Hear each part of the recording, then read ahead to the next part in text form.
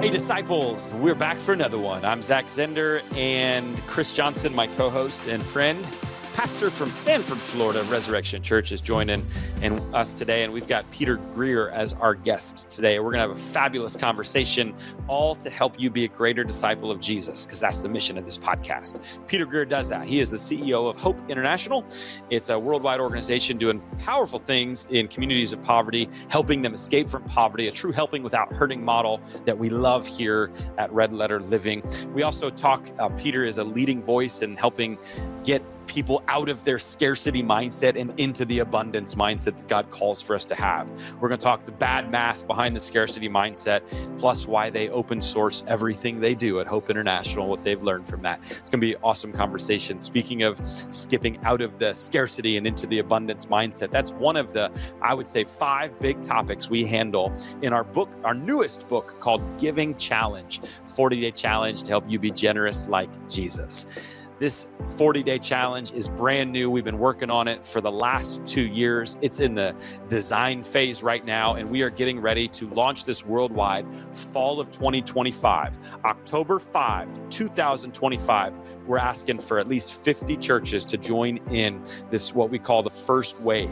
We've got deals for you now that will never be had again, and that's because we want you in, and we want you in on this now so we can finish the investment to make this project next level. And we really believe it's going to be, because it's going to focus on the words of Jesus and his life and his example, and we're going to learn his generosity. And so if you've been a church that's like, I think we can do better with generosity, I'm not sure how to handle topics like giving, we want to come alongside of you. And for 40 days, for 6 weeks, we've got sermons, small group materials, kids curriculum, graphics that all go with this. So imagine 40 days of learning generosity. Your people are practicing the generosity because that's part of the challenge, and they're just getting immersed into what it's like, the joy and happiness that truly comes. Jesus once said it's more blessed to give than to receive, and we're gonna test that in this 40-day challenge, and we're gonna find that he's totally right. So we'd love for you to be a part of this initial launch, the first wave, October 5, 2025. You can already do that at redlettergiving.com. There you'll find tiered pricing, and again, the best pricing you'll ever find on it. And so be one of those 50 plus churches, and let's launch strong this fall and be the most generous churches we can be. redlettergiving.com. Peter's in just a moment. Before we hear from him, thank you for all the ways in which you rate and review, and thank you as well for your follows and subscribes. They mean a lot to us, and that helps us keep going. So if you haven't done that, just take a little bit of time to do that. Please do that. That will help you. Actually, our goal is to help you become the greatest disciple.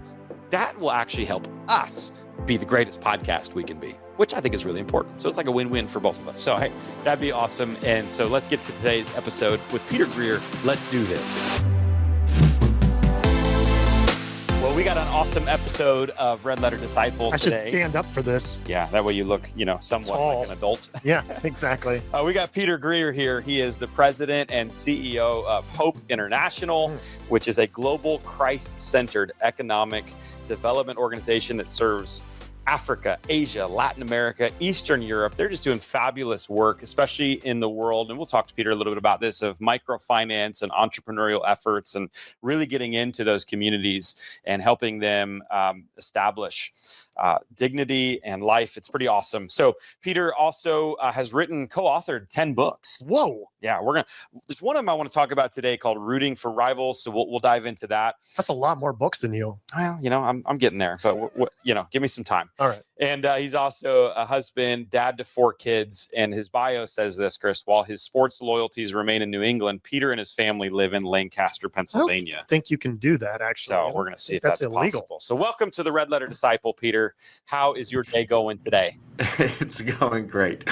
And come on, that's got to be true. Where you are raised, where you are born and raised, that's where your sports loyalties remain. Come on, you know that. Yeah, it's true. I'm from Iowa. I'm still a huge Hawkeye fan. I live in Florida now. Zach, big Cleveland. Well, but I never lived there. My dad lived there, and he passed all the Cleveland teams down to me. He passed all super sad. He passed all the misery besides the LeBron period down to Zach. And you know what? He didn't pass down Ohio State to me for some reason. Jeez, that would have been good at least. I know, right? He didn't like Ohio State? No, he does, but that's what I'm saying. I don't know why he didn't give me that one. I think he just wanted me to be. Anyway, it's not about me. It's not about me today. It's about Peter that's right. helping everybody listening today. How do you wrestle with that, though? I would assume, you've got some pretty heated Philadelphia fans that when you show up in Patriots gear or Screaming, something like that, "Go Birds" at you every weekend. Yeah, they're not the friendliest of fans, right? You know this. The city of brotherly love is does not live up to its name. Not even close. You know that. But I will say, as parents, we have these joys and we have these failures. And a few years ago, there was a NFL game, and the Eagles were playing the Patriots, and my son came out and he had put eagles in his hair. He literally had carved it into his haircut. And I thought at that moment, what have I done wrong? What have I done wrong as a parent? So I have not passed on the sports loyalties to my kids. They are born and raised here in Pennsylvania, and they have picked up the local law there. So there we go. That's the story. So he grounded him and took his phone. He gave him a buzz cut. Exactly.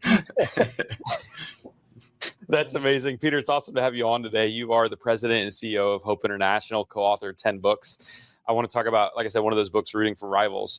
But first, let's talk about the work that Hope International does. The more I look into it, I'm just really impressed. And so tell us a little bit about your journey, how you got there, and then the work that you guys are up to. Yeah, absolutely. So it has been a great career, and I have, there are those moments that you look back, and there are defining moments. And for me, it was when I was in Russia. I was studying in Moscow, studying international business, and I had this interest in global missions growing up. My father was a pastor, and then I also had this interest in business and entrepreneurship. And at that point in my life, I thought those were two separate activities. We have the global missions here and some activities, and then we have the business and entrepreneurship, but ended up having this conversation that truly changed the trajectory of my life. I met someone who was bringing those two interests together. It was the mid-90s, and he was doing economic development in the former Soviet Union. And I just saw how these two interests, these two things that I very clearly felt like were areas of passion for myself, watching them come together. And so that's really been my career, trying to figure out how we use the tools of business and entrepreneurship and finance and do it in such a ways that strengthen local churches and provide opportunities for the hope of Jesus to be shared. And so did that, initially moved to Cambodia to a rural branch office, and then lived in Rwanda for 3 years. And then I've been with Hope now over 20 years. And so working in 27 countries, but it really is that same heart. It's how can we go and make disciples of all nations? How can we participate in that? And to realize that business and finance are incredibly important tools in helping communities break the cycle of poverty. And so, we're investors. We invest in the dreams of entrepreneurs around the world as we proclaim the good news of Jesus. Well, okay, so you kind of sped through a part there, but you did something that most people don't do, and I'm curious how you got there. You went to college in Russia? How did that happen? Yeah, so that was part of an international business institute. So I actually was doing my undergrad at Messiah University in Pennsylvania. And it was a program where you get to travel around a variety of different countries. And you got to, meet some large multinational corporations and got to spend time with central banks. And this truly was just an aside. It was not one of the major parts of the program. It truly was just a lunch. But I look back at that time, and that was the defining moment for me. That was the moment that I first heard about this entire field. And I just became so captivated that really is, I've had a singular focus, I would say, since then in trying to use these tools of business and finance and entrepreneurship to equip the local church to break the cycle of poverty. Wow. I think that's so amazing too, and just points to the power of our words and just one conversation that we have. Kidding. And like, we never know, we never know if that moment, the thing that we say or the thing that someone else might say to us, like, might be the defining moment. And our words are so important. And that's such a cool story. So when you think of entrepreneur, like, I feel like there's a lot of, especially younger listeners, that entrepreneurial things are like the things they want to do. Mhm. It's like they love being their own boss. We're living in a gig economy. People seem to bounce around more, want that more of that flexibility and ownership of their schedule. So what are some things, I suppose my question is, what are some things entrepreneurially here in America that you're seeing that might be similar or different than what you're seeing entrepreneurially in the rest of the world? Or is it kind of very similar?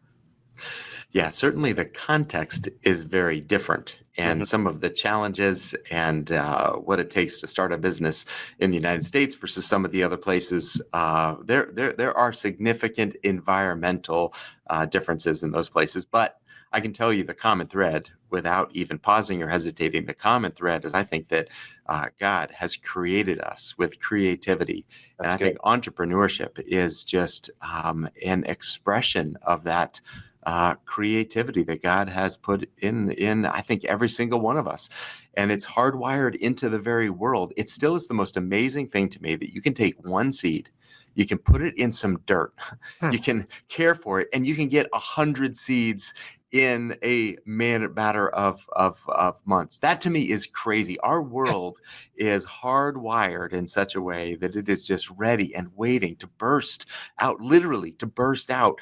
And so we're just trying to figure out, what does that look like? How can we help more people understand that, both in terms of the world and in addition to that, what gifts and abilities they have been given.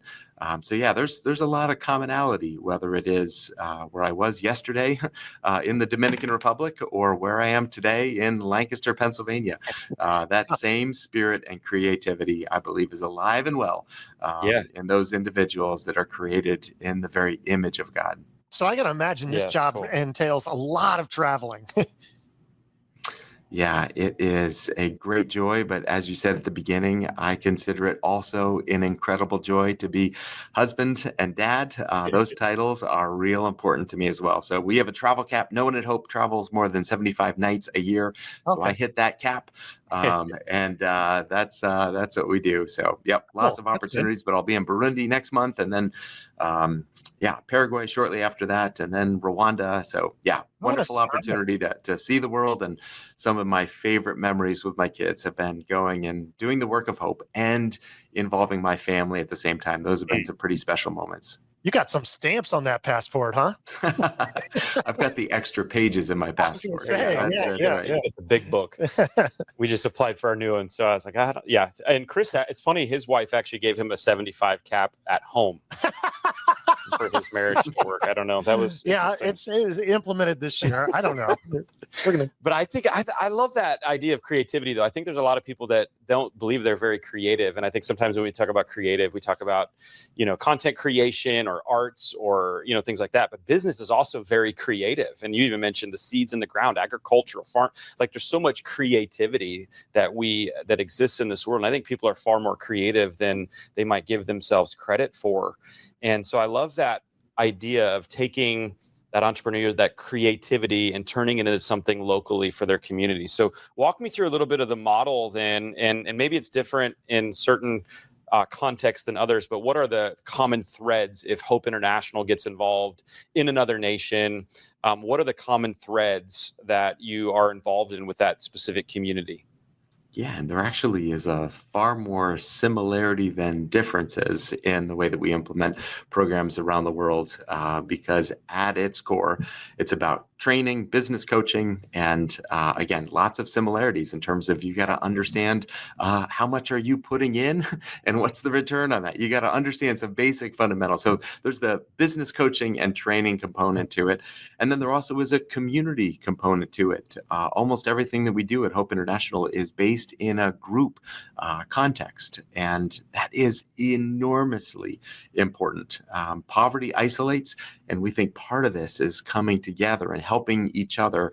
And then maybe one of the ways that is aided is that in these different groups, when we make investments, we don't require any financial collateral, but we do require a social collateral. So typically what that means is that if you go to your bank, they're going to look at your assets and they're going to look and they're going to lend money to you based on their belief that you're going to repay. But the places that we serve, that's just not possible.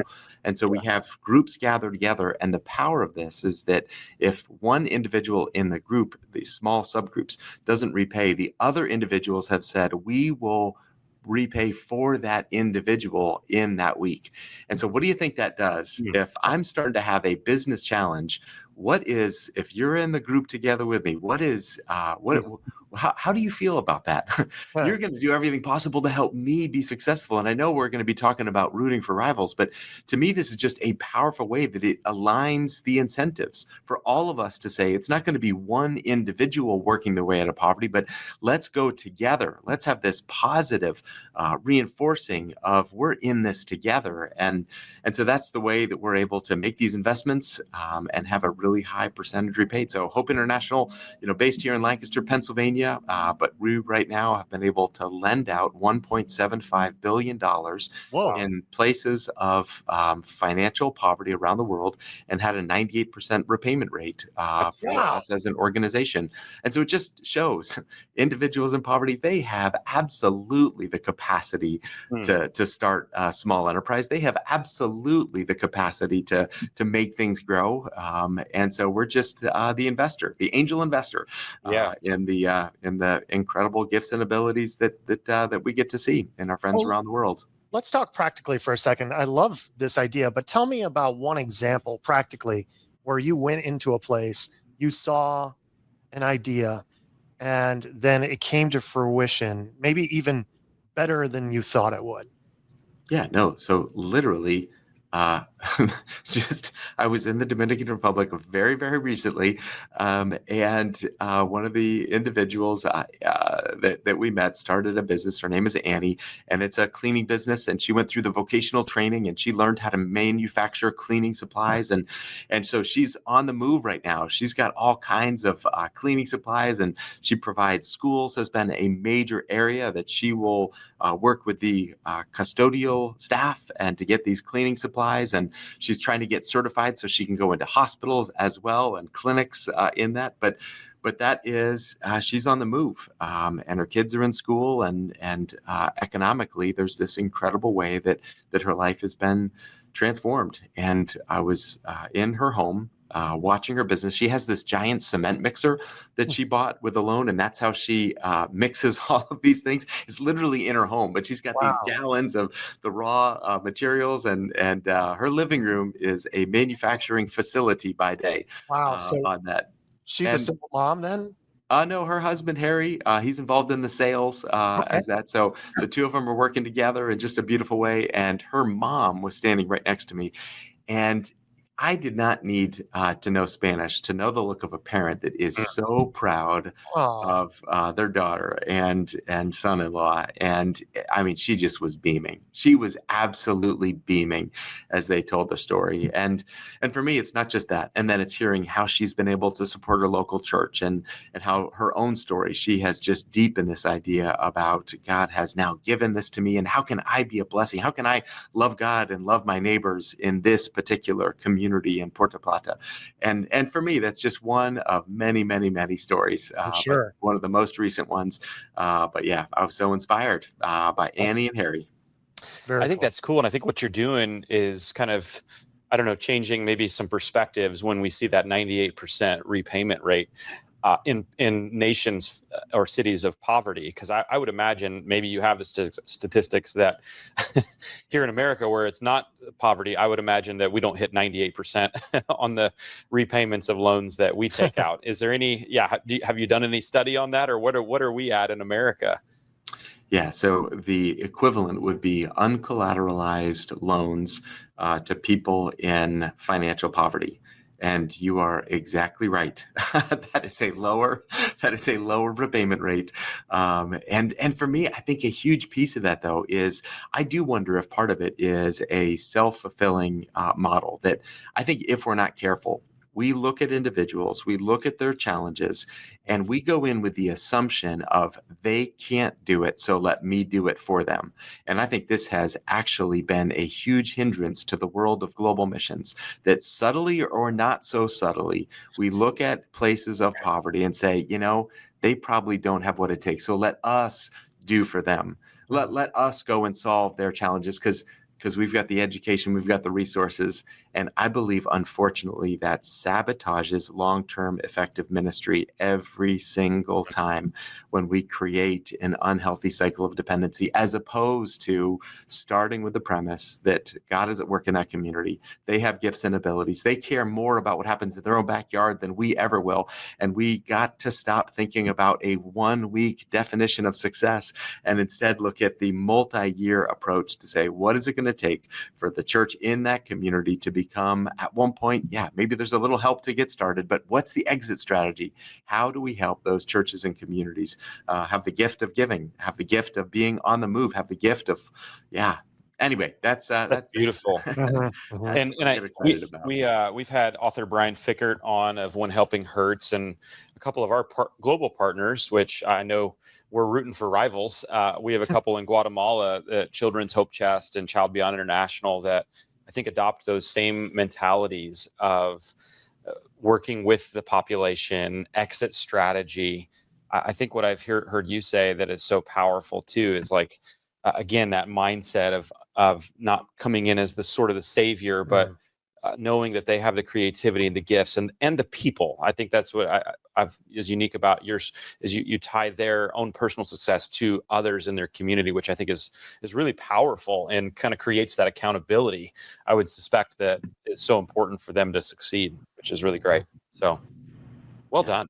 Well, thank you. And those are other fantastic organizations that you just mentioned. And we've done some co-creating of curriculum and material with the Chalmers Center and Brian Fickert. So they are good friends in the journey. Yeah, amen. Cool, man. Well, I loved you and your co-author's work in Rooting for Rivals. And a little backstory, my wife and I, we write discipleship books, and we're in the process of writing our next book on generosity. And our answer is always, let's look to Jesus and how was he generous for us, and let's challenge us to then match how he was generous to us. And one of the concepts that I'm writing through in the book is kind of trying to trade in this scarcity mindset that can creep in for what I believe is a much holier and greater perspective, and the mindset that Jesus had, which was an abundance mindset. And I think that's what your book, Rooting for Rivals, really did. And so that's why I wanted to talk to you about that. And why did you, let's start with kind of the why. I always love to hear when authors talk to you about why they wrote their book, because usually it's not just to get information out there. There's usually something personal behind it. And so what was the reasoning for writing the Rooting for Rivals book? Yeah, well, I think it ties to where we started our conversation today. I am a New England sports fan. And I love a good rivalry. I mean, literally, especially because you're on the Patriot side, which wins those rivalries. I mean, yeah, they did for a long time. Yeah. Well, we didn't when I was a kid. We had a good run, and I think that run ended a little bit here, but we'll come back on that. But and Red Sox and Celtics and Bruins. I mean, that just I mean, I just love it. And I also played a bunch of sports through college as well, soccer and lacrosse. And when I joined Hope International, there was a question that I was asked more than any other. And the question was some variation of, hey, Peter, tell me how you're different from, and then fill in the blank with another organization. And when I would get that question, game on. You want me to make my game on? Let me tell you what is so exciting about the organization that I'm with. And I've been with a couple of different organizations. It didn't matter. That was my team. I was wearing the jersey. I literally have the logo on me. That's my team. And so I'm going to find a way of, even in the realm of Christian ministry, I was not always very Christian in the way that I would think about other organizations. And even on my wall, initially I had the growth rates of Hope International compared to other organizations. And again, my paradigm was, let's go. This is a game. It's for a good purpose, but there still is our team and there's the other team. And I was so struck by some other individuals, especially early on, that I could tell they were playing a different game. because the way that they would interact with me was with such uncommon kindness. I remember one time early on, we needed to create an employee manual. And this one individual gave me the employee manual of their organization and said, just copy and replace, our organization with yours, and just take it and go. And that accelerated our learning. And you start to meet these individuals who are ridiculously generous. Hmm. And you start to say, what is going on? And I was convicted that, Mark Twain has this comment that essentially says the same thing as Book of Proverbs. But you want to know how to have no joy? Become obsessed with comparison. You want to know how to absolutely destroy a building? You go after the foundation. You turn individuals against each other. Any kingdom divided itself will not stand on that. That's not actually Abraham Lincoln. That's Jesus. But this idea that if we want to turn individuals and to identify this is us versus them, we all lose. And it's so interesting to me that I was convicted reading John 17. The very last and longest recorded prayer of Jesus is on this exact topic. He prays that those who believe in his name would be brought to complete unity. And it says, then the world will know that you have sent me. Like, this is so important, that if we are interacting with each other in such a way that is about competition and rivalry and subtly undermining each other, it is going to impact the collective credibility that we have in the world. That is how much is at stake. And I was not doing a great job at that. So with all of the books that I've been a part of, I have never started with answers. I've started with questions. And the question that we started with is, why is this so hard? And what can we learn from those individuals that have an open-handed and generous posture? And it has changed my leadership style. It has changed relationships. And I believe there is a far greater impact as a result of identifying these individuals not as rivals, but as friends, and redirecting the rivalry. It's not to another organization. We are told that we're going against some powers and principalities. So yeah, there still is a rivalry, but it is not among Christian organizations. It is not among brothers and sisters. It is a much bigger and rivalry. And so I'm still into that. I'm just refocused on where I'm identifying what is the rivalry that we're all a part of. It's interesting that you bring that up because Zach is very competitive. Yeah. I'm pretty darn competitive. And there was so many, like when I started in church work like 20 years ago, I just remember looking around at the other churches and saying, why are they growing faster than we're growing? And what are they doing? And trying to figure out what their secret sauce was. And then realizing, 5 or 6 years into it, I'm not going against them. But that competitive nature sometimes comes out. And for real, I know one of your strength finders is one of mine is competition. And so talk to me about that. Like, I think there's a healthy and an unhealthy drive to competition, and or at least that's what I think. I would ask you. You're the expert. Is there a healthy, unhealthy when it comes to competition, and how should we be thinking about that? Yeah, so I think of healthy versus unhealthy. A friend, after the book came out, sent me an advertisement from a local newspaper, and the headline said this. It said, "Is your church boring? Then come check out ours Sunday morning, 10:30 a.m." I would call that unhealthy competition. I would call that not really it. So yeah, I think we all can think of examples where the collective credibility has been undermined by the way that we treat each other. And we know this again. How are individuals going to know that we are followers of Jesus? What are we told? By the way that we compete with one another. No, it's by the way that we love one another. That is it. And I find it very difficult to love my brother or sister if I identify that they are the competition. I just don't know how to do that. I don't know how to love a Yankee fan. I just don't know how to do that. So I think for me, it's like this whole element of just redefining. And then I know you mentioned this earlier, but I think a huge piece of this comes to trust.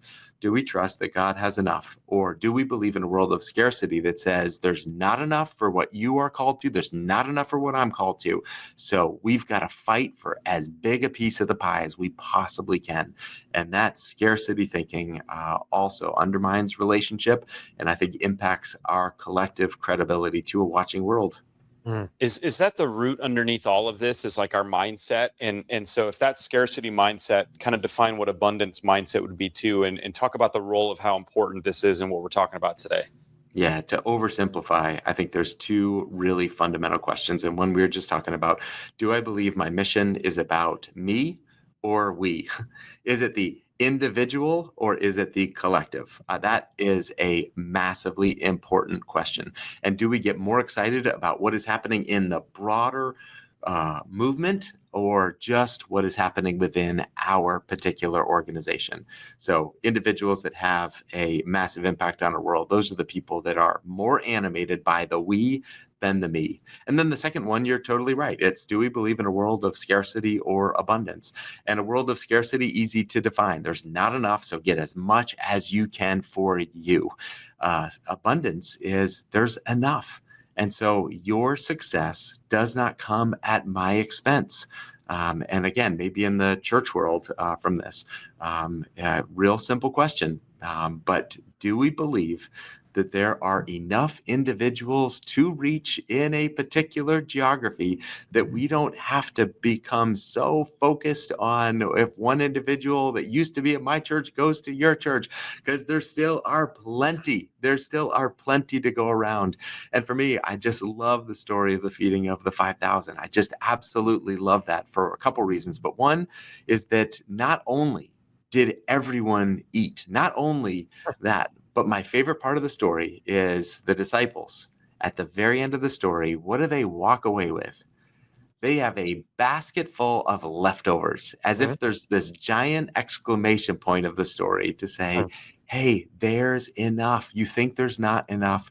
There's enough. You can trust that God has enough. And I think in a very similar way, I think that's a fundamental question. Can we trust that God is going to provide all that we need? Or is there not enough? So we got to do everything as even if it causes us to get some sharp elbows and use those sharp elbows against our brothers and sisters, because there's not enough. So get as much as we can. That is scarcity thinking, and it always, always, always undermines relationship. So where do you think it comes from? Like, because I've been thinking about this, and obviously in the context of writing about it, I think I ran into a book by Michael Easter called The Scarcity Brain.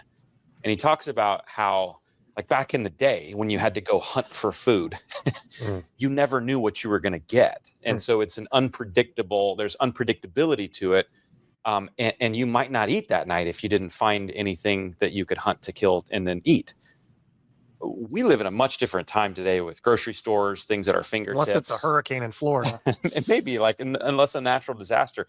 So we live in a very, let's call it predictable world where we're not living in those same times where I could maybe understand where a scarcity brain would come from. And especially as believers and what we know about God and how he's abundantly provided for us. I'm just curious, how or why, where is the scarcity mindset coming from, and why would we buy it? It just seems. But you know what, though? I mean, that's an interesting question. But I remember growing up with my great grandma who went through the Depression. Sure. And born in 1901 and never learned how to drive and was so frugal, had a 1 acre garden until she was 91 years old, and would can all the vegetables and was and she definitely believed in God, but she also had that scarcity mindset.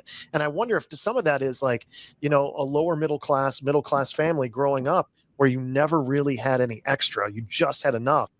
And I think for me, growing up in that kind of context, it was really hard to say, once I started going to church in my 20s, I can trust God. After I've been told for 20 years, you have to make this yourself. You have to be self-sufficient. It was such a change in heart and mind when I finally gave that first big check to the church. It was terrifying. I don't know if I'm going to be able to make it if I continue to do this, so I don't know. I kind of jumped in there, but Yeah. I can see that perspective too. You No, know, that's good. But where do people get the scarcity mindset? Where does it show up today? Yeah, so I am shaped by the work that I get to do, and we work in places of financial poverty. And did you know individuals in financial poverty give a greater percentage of their income than those when you actually look at percentages? And I have met some extraordinarily wealthy individuals that really have a hard time letting go. So I think it is far more about where our heart is Yes. and Yep. where our head is than actual. There's some enormously wealthy people that are living in a scarcity mindset, and there's some financially individuals with not as many resources that live with an extraordinarily open-handed peace. And for me, kind of two stories of contrast. One is the story where there was an individual, his name, founder of McDonald's, but he famously said, he probably shouldn't have said this out loud if he thought it, but he said, if any of my competitors were drowning, I would stick a hose in their mouth and turn on the water. This is rat eat rat, dog eat dog. You're talking about the American way of survival of the fittest.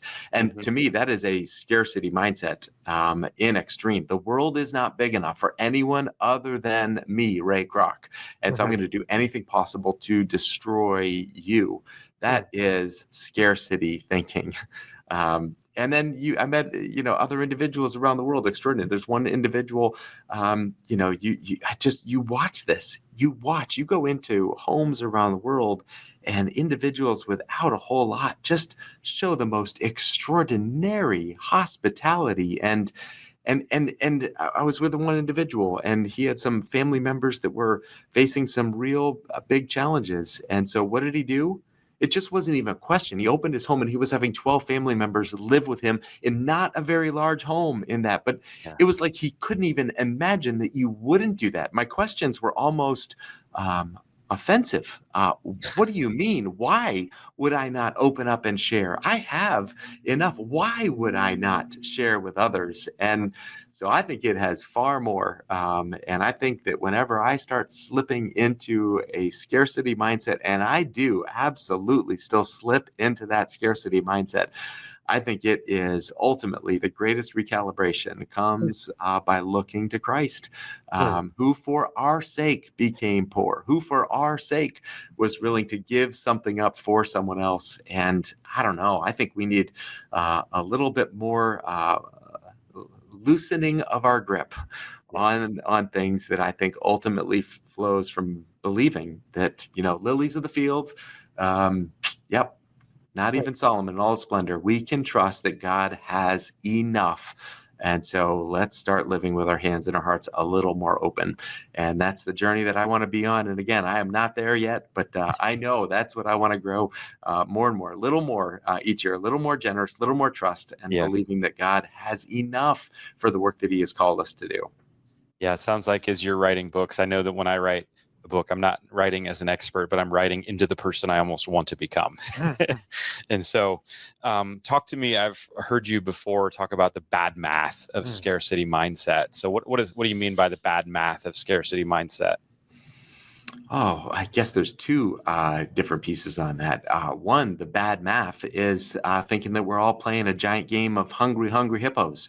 Remember that? And the bad math is that there's not enough marbles to go around, so you just keep going. That's bad math. That's not the way that the world works. There is the ability to create. And if you look at any economy, if you look at it, is possible for more to be created. And so that's the first thing, that's bad math to think that there are only 12 marbles. Second area of bad math, I think when it comes to, again, maybe kind of the church context, but I think it's bad math. If we're both involved in a church setting and one individual leaves our church to go to the other, but as going, that individual, that other church is going to be a better environment, and they invite 4 other friends. What is bad math? Bad math is to say, I'm down 1. I am n minus 1. Real math is to say that's a kingdom win. If that other place is going to be better and they're going to invite others, that is good math, because that is n plus 4. That is better math when it comes to this. So I think the way that we count matters. And again, this is why we have to get our eyes off of just us and our organization and bigger picture, what's happening in the broader world. And I think that just leads to different decisions. It truly leads to different decisions when we have a bigger vision than just our little small piece and our little club. What are some of the different decisions that it's made for you guys at Hope International, or personally for you? Yeah, I mean, a couple real simple ones. One is we were just convinced we should open source everything. Why in the world would we have trade secrets and training materials that could not be shared with others? Scarcity thinking, or thinking about Hope International, that would mean, well, if we give it away, someone might replicate our programs. That means someone else might get more donor dollars because they're doing very similar programs. And we say that's the wrong perspective. Is as much good happening in the world? So we open source everything that we have. Literally everything that we have is open source. Second thing that we did is we started training other organizations in the tools and all that we have. And there is no Hope brand. People who are receiving these services around the world will never hear Hope International. And who cares? They're going to see their local church on the move, going and loving their neighbors in a concrete and practical way. And I think that's pretty awesome on that. So literally, who cares if Hope International gets the credit? The way that we make decisions are what is best for the collective impact, what is best for the bigger movement. And let's do that. So yeah, I could go on, but those are some of the ways. And then maybe just on the personal level, you asked as well. I think I have better friendships with other individuals involved in similar organizations because they're not the competition. And so when we gather, when we meet, the question is, how can I help? What can I do? How can I help? Like, that's the mindset going in, as opposed to, I got to keep things real close. You can't have friendships when you're always angling and trying to protect your turf. That's not the way to do it. So envy rots the bones, but it is possible for a generous posture to actually, be nourishing to your soul as well. And I have definitely experienced that. Well, it's interesting. I've been seeing recently in the last few years, some of these bigger multi-site churches doing the exact same thing. Like Life Church is providing Church of the Highlands, Church of the Highlands. Yep. Like, they're developing, they have these massive teams and they're developing really good content. And you'll see some churches kind of charge for it, or you can pay for our, sermon series and slides and everything. But these guys are just open sourcing it and putting it out there. And I just think that's incredible. Yeah. It's fabulous. And I would suspect, correct me if I'm wrong, that doing all of these abundance mindset types of decisions hasn't probably impacted your bottom line negatively. Is that correct? No, this is the other kind of crazy math. More that you have an open-handed posture, it's the craziest thing. I mean, just the one case study, Hope has grown far, far, far more rapidly as we've had these. And crazy thing too, just recent example, and I will not say the name of the organization, but we had been sharing resources and helping them with some church-centered savings groups. That's one of the things that we do. And so we had been training their team. End of the year, this is crazy in the nonprofit space. I can't emphasize, I've never heard of this before. But at the end of the year, this other organization said, we overraised our budget, and they wrote us a 7-figure check with no strings attached. Like, they like, what? I literally thought it was a mistake. I literally thought, what is happening here? There's not a category. And I mean, never heard of that happening. Yeah, we're living a little bit generously, we just get blown away by this. And here's the deal: like, you don't do it to get that. Sure. But there is unquestionably, there has been deeper friendship and some incredible surprises along the way. And last year, we made our budget because of that gift. Mm. Oh, wow. And so like, it's totally crazy. Yeah. But it is, I'm convinced it's the right way to live and serve. And I have been just blown away by how, it also has, more, not less for everyone. It's been incredible. There's a proverb, I think, that says the world of the generous gets larger and larger. And like you said, that doesn't always mean financial blessing and return in that way, but it will come back in some way, shape, or form this world, or worst case, heavenly rewards, which I'm really curious to see what those end up looking like, but hopefully I get a few. But anyway, hey, if someone is like struggling, like rooting for someone or celebrating the win of someone else, a peer, like what can they do? Yeah, so I think there are some very practical ways to do this, and I don't think you have to totally have your heart in exactly the right spot. I think you can take some steps, and your heart's going to go along with it. So maybe just the first thing is start tithing your time. Look at some of the other organizations or other people that you might feel that twinge, and just start making time, and with one agenda item. How can I help? Like, that's the agenda. How can I help? Number two, I think there's this incredible power of prayer. I think that it is a piece. How many of your prayers are focused on the other organizations? We were struck by the International Justice Mission, IJM.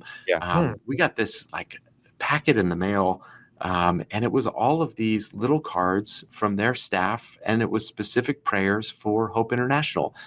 We're in the same, broad space of international organization, and they're spending their prayer time praying for us. Who does that? And so I think there's this, ability to have a generous posture in the way that we think about our prayers. So if there is time and prayers, and maybe one thing, our heart oftentimes follows our money. Have you ever considered financially supporting a rival organization? That could be a crazy thing to do. But I would say it's been some of the most fun philanthropy I've ever been a part of. Small dollar amounts, but outsized impact to support some of these other organizations that the world would look at and say, Hope International, you're in competition with. No, we're just not. We're in this together. And so anyway, certain actions that connect hearts, I think do shape us over time. And so if it's difficult, I would just say have the courage to try some things. Have the courage to take some steps to grow closer with some of these other organizations. And maybe at a very modest starting point, refuse to take the bait. When someone says, how are you different, or how are you better than the other organization or church or organization, simply say, I'd love to tell you what I appreciate about them, and I'd love to tell you what we're doing together. Like, don't take the bait. Change the conversation, because it is not a comparison. I think that's awesome. And I love your just simplicity of, if you're struggling in this, rooting for someone, or even getting out of that scarcity mindset, like the best things you can do is just try being generous, see what happens. Where your treasure is, there your heart will be, and your heart will follow. I've found it just really hard to be angry and to be rooting against people that I'm praying for. It just is really difficult to be praying for them in one breath and then to like root against them in reality. So those are awesome. Peter, this has been just a world-class, masterclass in, I think, just generosity of heart, of time, of money. And it's really cool to see the impact that it's having in Hope International. And then generosity just begets generosity. And so the more you open up this world, the more do it. It just really is so cool. So, hey, we ask all of our guests at the end if they can challenge our listeners. We want this to be a discipleship podcast that moves people. So we want people to be greater disciples. So if there's a person listening, whether it's an everyday person or a pastor, a nonprofit leader, I know we have all those people listening. What would be one thing that you would practically challenge them to do this week so that they could be a greater disciple of Jesus? Yeah, I mean, the John 17 is so powerful. So I would say read John 17 and then go actively find ways of living that out. that will change your week if we take Jesus seriously and follow what he was praying that we would be, the people that we would be. And I think you'll have some amazing stories. I hope people who do that tell you the stories from this week. It will change the way you interact with others, and it will change our collective credibility to a watching world.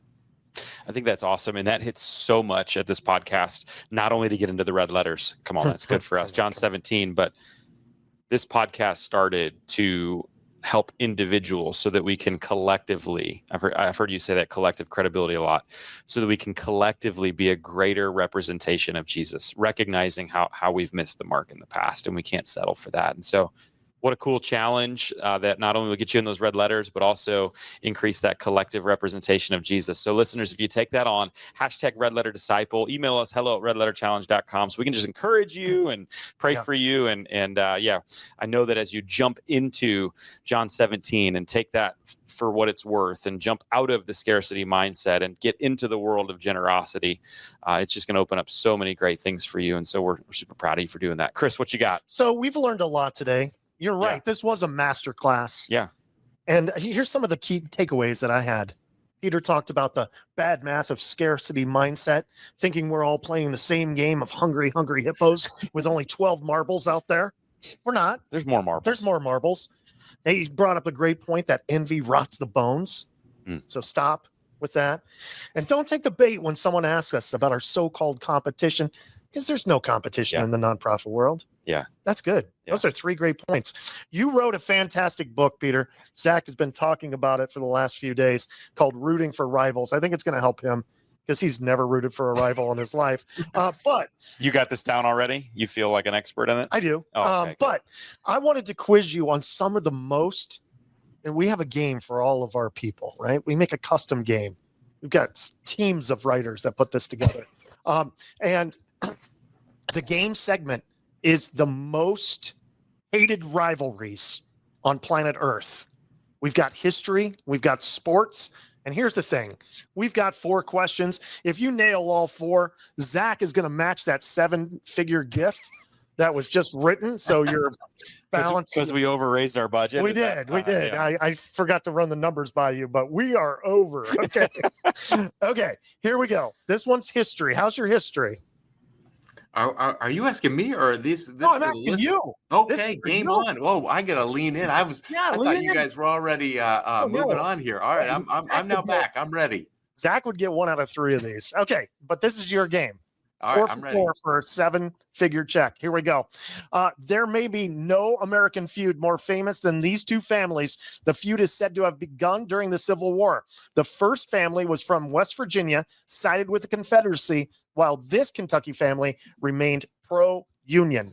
Name the 2 classic families in one of the most hated rivalries of all time. Oh, man. That's going to be a tough one. I'm going to go with the Hatfield-McCoy rivalry. It. 1 for 1. Nailed it. You're 3 questions away from $1 million. Here we go. Also known as the game. For starters, in 1835 through 1836, troops from these 2 states actually skirmished in a border dispute that became known as the Toledo War. Beginning in 1897, these 2 universities renewed this border battle. More often than not, fought for the Big Ten title. In the 60s and 70s is when the rivalry ramped up, when coaching legends Bo Schembechler and Woody Hayes took place. Name the 2 teams. I mean, I feel like this connects to what we were talking about earlier, but how about Michigan, Ohio? Yes, that's going to do it. Ohio State, we're going to give it to you. But yes, we are going to give it. Okay, you are 2 questions away from maybe the biggest prize in red letter history. All right. 2 words, just 2 words. Magic versus Bird.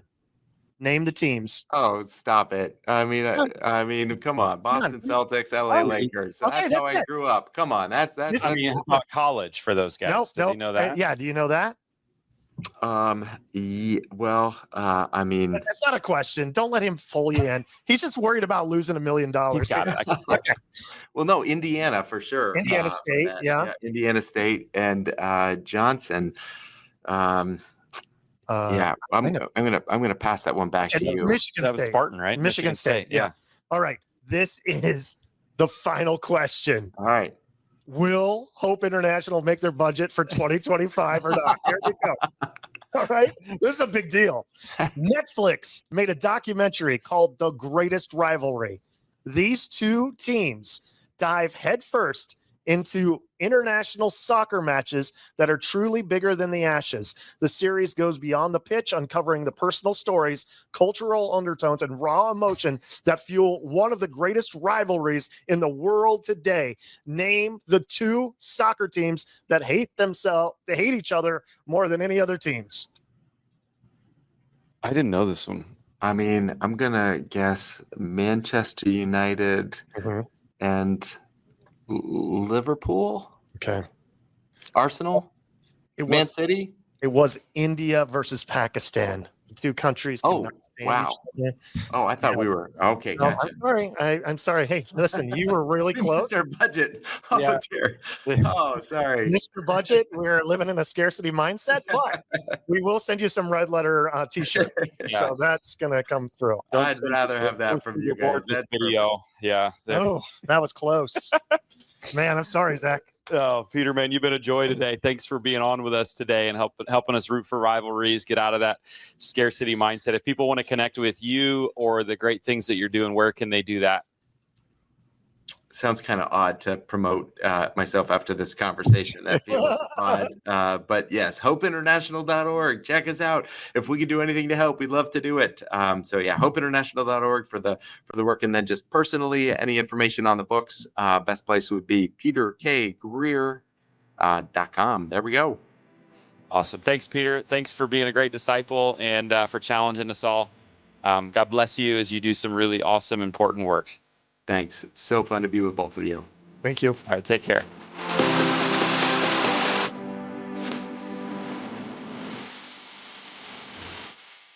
Man, I loved the words of Peter. So much wisdom in what he's saying. And hey, let's do it. Let's flip from scarcity to abundance. We've got the God of the world on our side. If you want to connect with Peter or Hope International or any of the great work that they're doing, also, if you want to get in on that 40-day giving challenge, which launches fall of 2025, you can check out all those links at our show notes today. Go to redletterpodcast.com. Next week, we have a really amazing guest in studio. We've got Jed Mullinex here with us. Jed is the president of Within Reach here in Omaha, a citywide movement. I think it's one of the top citywide movements in the nation. And I know I'm biased because I'm from Omaha, but I don't think that's a super biased response, because once you hear what we've been up to, what Jed's been up to through his leadership, I think you're going to really agree. What would it look like for you who live in a city to come together with other churches for the greater good of the entire city? We're going to share with you, I would say, a master class in how to launch a citywide movement, to do it well, and some of the pitfalls to avoid. And so it's going to be really, really powerful. Can't wait for you to hear from Jed next week. So don't miss it, which means follow or subscribe so that when it comes up next Tuesday, it'll automatically pop into your feed. So let's do this. Be the greatest disciple you can be, and we'll see you back for next week.